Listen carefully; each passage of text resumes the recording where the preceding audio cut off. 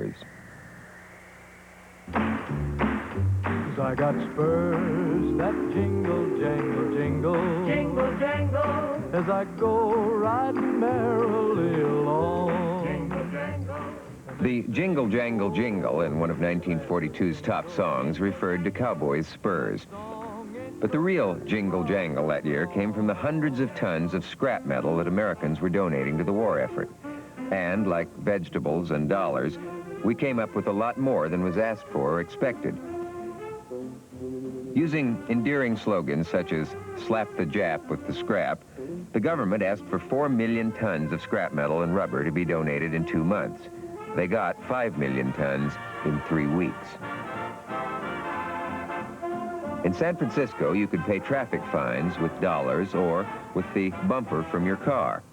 Boy Scouts collected so many newspapers that the drive had to be temporarily halted. Women donated their rubber-based undergarments and their nylon stockings, which were used to make powder bags for the guns on warships.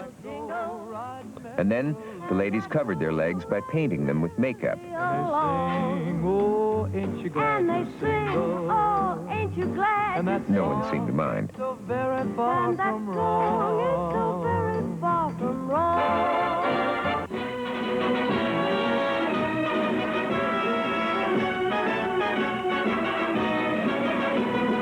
Arms for the love of America. They speak in a foreign land with weapons in every hand. Whatever they try, we've got to reply in language that they understand. Arms for the love of America and for the love of every mother's son. Oh, the fight for freedom can be lost or won by the man behind the man behind.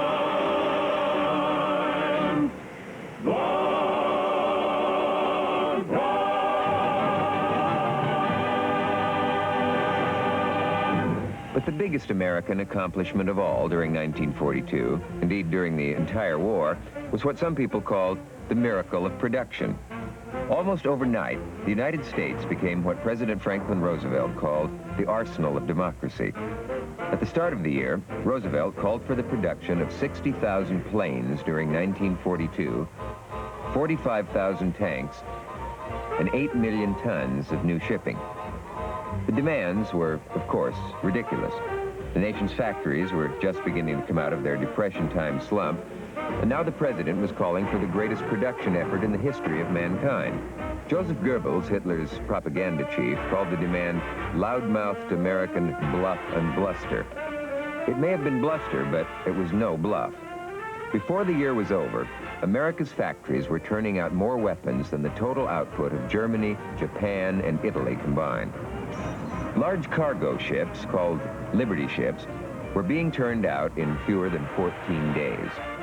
It was the same story for tanks and planes and guns and bullets. Factories were on a 7-day, 24-hour schedule, and workers were putting in as many as 56 hours a week. By war's end, this effort would lead to the production of nearly 300,000 planes, 100,000 tanks, 70,000 warships, 20 million rifles, and 41 billion bullets to use in them.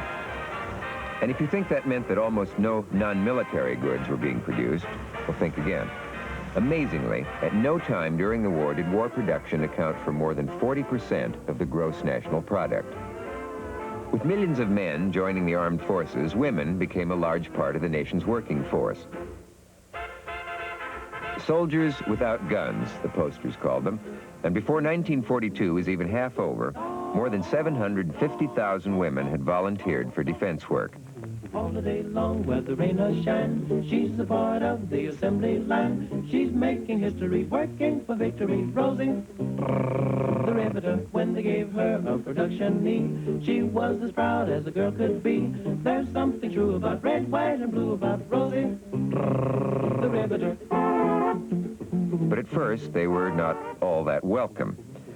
Officials at several factories complained that the women often wore tight sweaters and flirted with the male workers.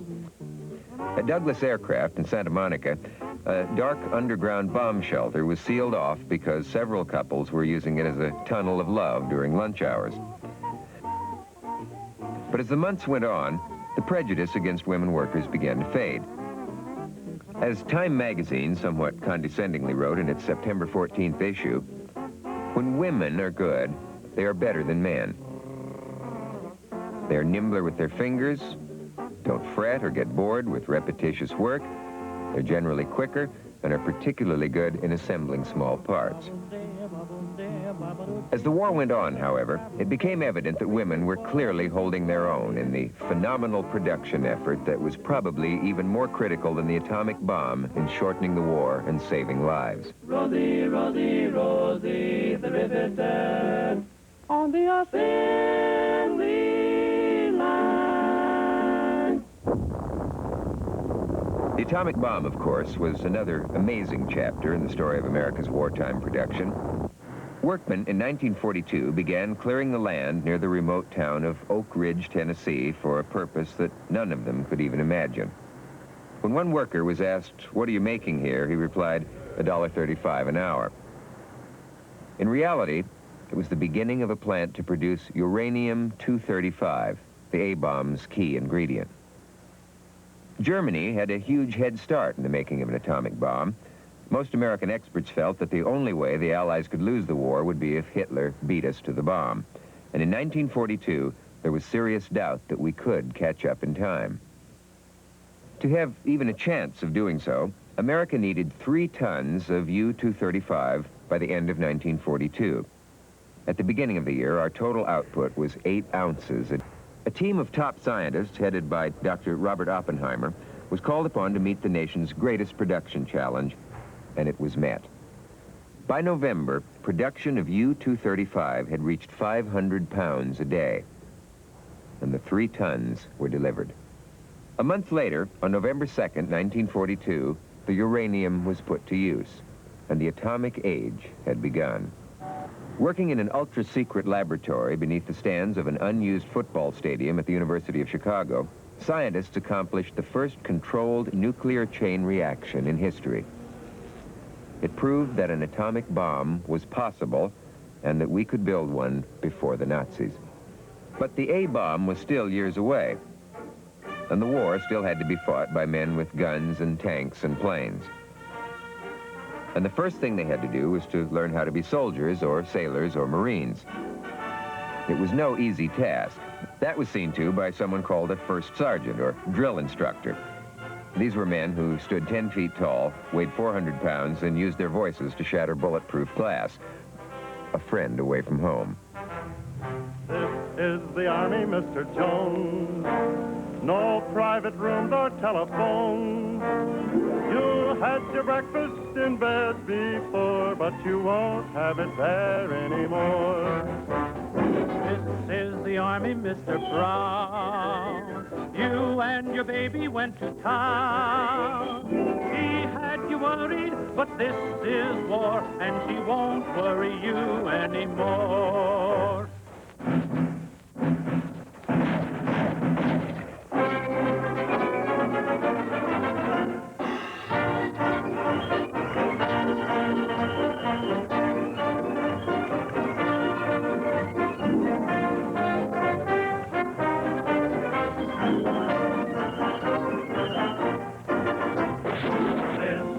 Army, Mr. Brown. You and your baby went to town. She had you worried, but this is war, and she won't worry. When the ordeal was over, you were officially a GI, standing for Government Issue. The standard procedure was for the new GI to get a few days' leave, presumably to go home for a tense reunion with family and friends.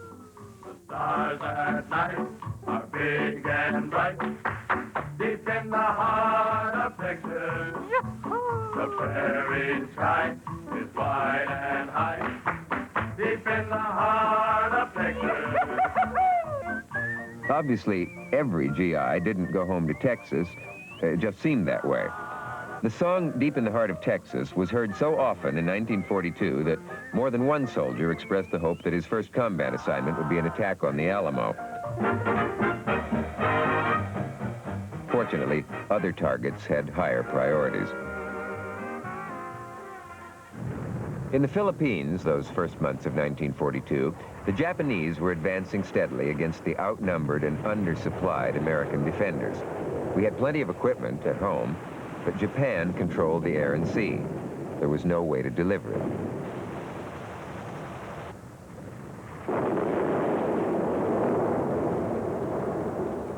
Finally, the American forces were driven to a small peninsula south of Manila known as Bataan.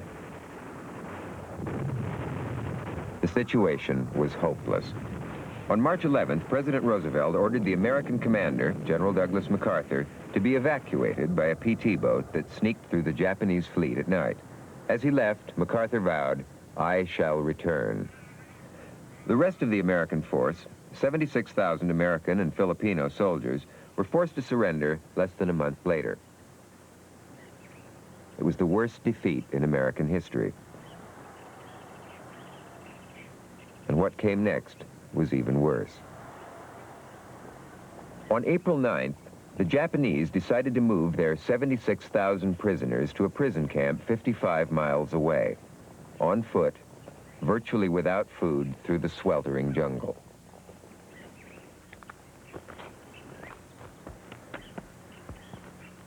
It became known as the Bataan March, and with good reason. In 5 days of marching, some 10,000 men would die.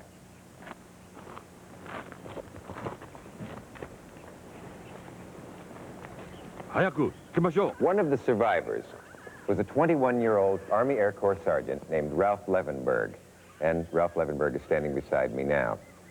The one thing that everyone says about the Bataan Death March, who was there, apparently, from my reading, is that there's no way you can convey to anyone what it was like. Could you try with the one or two vivid images that stick out in your mind and your memory? I can say this, that there is no more traumatic experience that a human being can go through than the loss of one's freedom. Mm-hmm. You lose your family, you lose your fortune, you lose your house. You can lose almost anything, but when you lose this is a trauma which is non-explainable in words. Nothing prepares you for that. No. What about the brutality, the images of torture, the horrible fact that you came back, I think, weighing 72 pounds?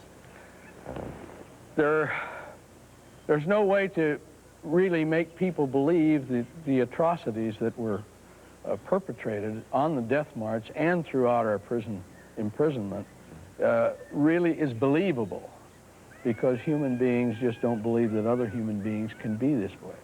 Yeah. On the march, for instance, one of the famous ones was to get us in front of an artesian well after we had had no water, and not allow us to have the water. And those who just couldn't resist would rush toward the wells, and they drank their last. Mm-hmm. They were either bayoneted or shot, or both. Or beheaded in some Or cases. beheaded in some instances. Mm-hmm. What was the point of all this nightmare brutality? I think the Japanese had, for eons, been referred to and looked upon as the little man in the world. Now they had the upper hand. Right now they had the upper hand, and they had become superior. They were not used to this type of situation. And also, we were not prisoners of war, per se. We were captives. So you saw your colleagues starved, killed, ridden to death, underfed, horrible things. There's one image in your book when you were riding in a truck that you said sticks in your mind more than anything else, I think. You were crossing a road and there was something in the road. Yes. This is the most vivid memory that I have of the Death March, and that is of the outline of a body in the road that had been driven over so many times by tanks and or trucks, that it was just the outline of the body. And the memory that I have is that this thing was still reaching out, asking for help from us, and of course we couldn't do anything about it. Can any of us who have only seen Hollywood movies have any image of what it was really like? No. no. The movie that I recall that came closest to depicting what prison life under the Japanese was The Bridge on the River Kwai. This was truly a one part of what happened while we were prisoners. None of the John Wayne movies did it for you. Not really. Do you hate the Japanese as a race? Oh, no. No, I have